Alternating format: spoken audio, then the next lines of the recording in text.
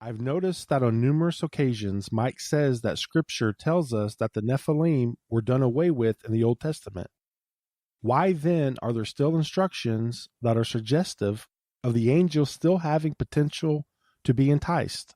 For instance, if the reference to angels and the head covering harken back to Genesis 6, why is that significant unless cohabitation is still possible? Also, why does it matter if a woman's hair is covered in the New Covenant? Well, I would say first, the wording of the question sort of presumes that the Watchers and the sons of God and the Nephilim are kind of the same, but they're not.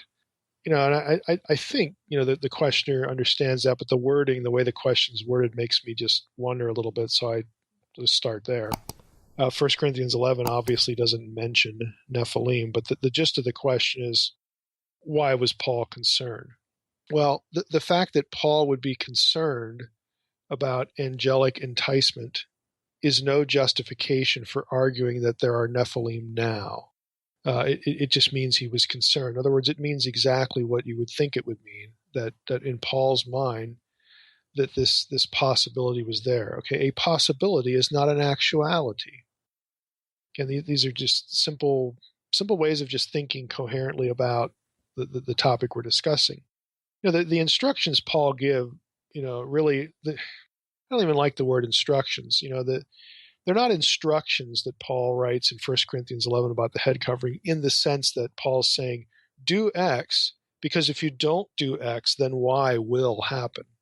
Okay, that isn't the sense of what Paul's doing. Rather, Paul's advice shows he's concerned. He considers a Genesis 6-like event to, perhaps be possible. That doesn't mean it was happening. It doesn't mean it would happen again. Okay, Paul's just reflecting a fear or concern, something, again, that's kind of lurking in the back of his mind. But there's no guarantee that if someone who, some woman who listened to Paul and read that and said, well, forget that, I'm leaving my head covered, I'm doing what I want, to flaunt my sexuality, that doesn't mean that something's going to happen to her. In other words, the cause and effect mechanism here is not being taught in 1 Corinthians 11.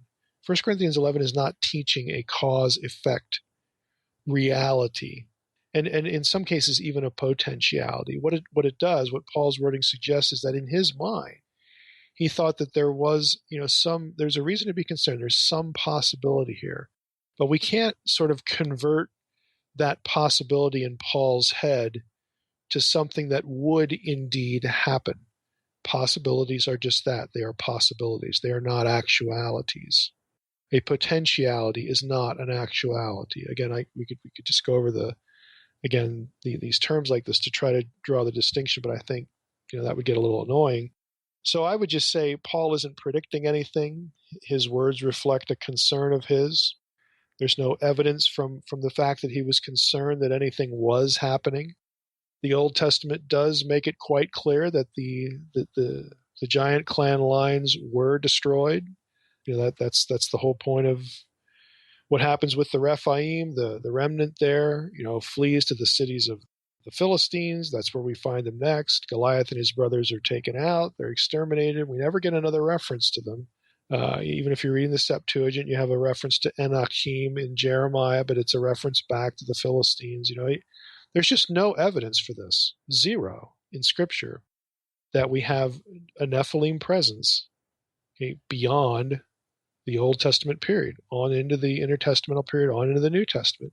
All we can say is that from the way Paul wrote this, he thought that it could happen again. In other words, there's nothing in his mind that says it can't happen again, but we can't convert that to saying, oh, it was, or it is. Or if somebody just, flaunted, their sexuality, some woman in Corinth, that it was going to happen, that was the trigger event. It's going to produce this effect. This is the cause that produces this effect. All of those things are overstatements. They overstate the data. So I don't think we should read into what Paul said. We should just sort of leave it where Paul left it.